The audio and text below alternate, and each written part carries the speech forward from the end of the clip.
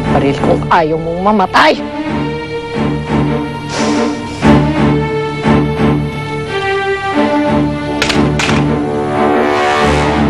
Oh, anong feeling mo? Superhero ka? Langhiya ka talaga, Aurora. Pareho kayo ng ama mo. Masahol pa kayo sa hayop! Pagkatapos ng lahat ng ginawa ko para sa inyo, itong igaganti niyo sa akin. Sinaktan niyo ang anak ko? Ha? Bakit, tita? Pareho lang naman tayo, di ba? Sobra tayo magmahal. Ikaw, kay Daddy. Ako naman, kay Rico. Ginawa mo nga ang lahat, di ba? Nakipagsabwatan ka na patayin ang asawa mo dahil bulag ka sa pagmamahal sa daddy ko. Lahat ng pinagsisihan ko, Aurora. Pinagsisisihan ko! Naintindihan mo ako? Ha? O, anong gagawin natin ngayon? Papatay mo ako? Di ba tayo nagplano nito? Oo. Tama ka.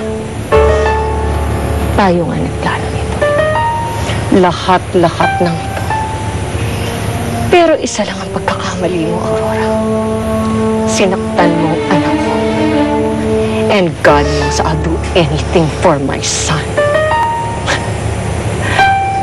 Kaya bilangin mo na mga minutong natitira mo. Dahil tulad ng ama mo, malapit ka na rin mabulok sa bilangguan habang buhay. Correction, tita. Wala na sa bilangguan si Daddy. Nakatakas na siya. And I'm sure, kapag nalaman niya to, ikaw ang una niyang papatayin.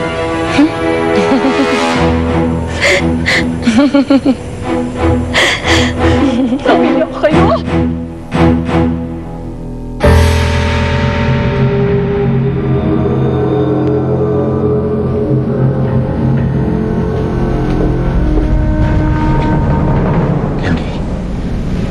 Candy.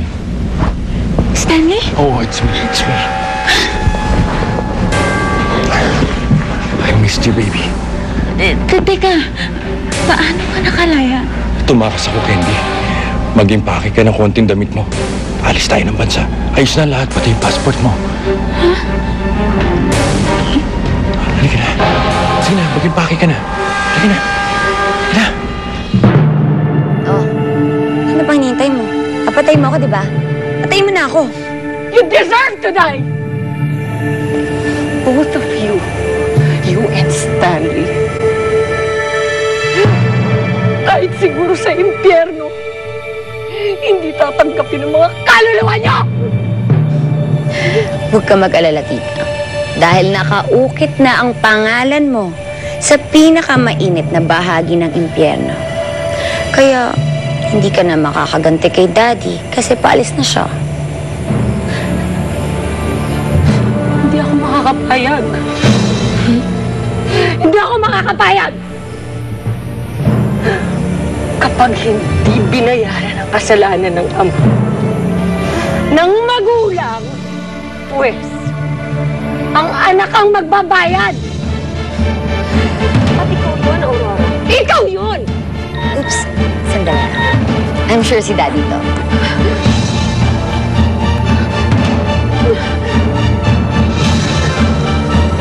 Oh, paano ba yan? Pinapapunta na ako ni Daddy sa getaway speedboat namin. Don't worry, hindi mo na kami makikita. See you in hell. Walang iya ka. Ah! Iya ka!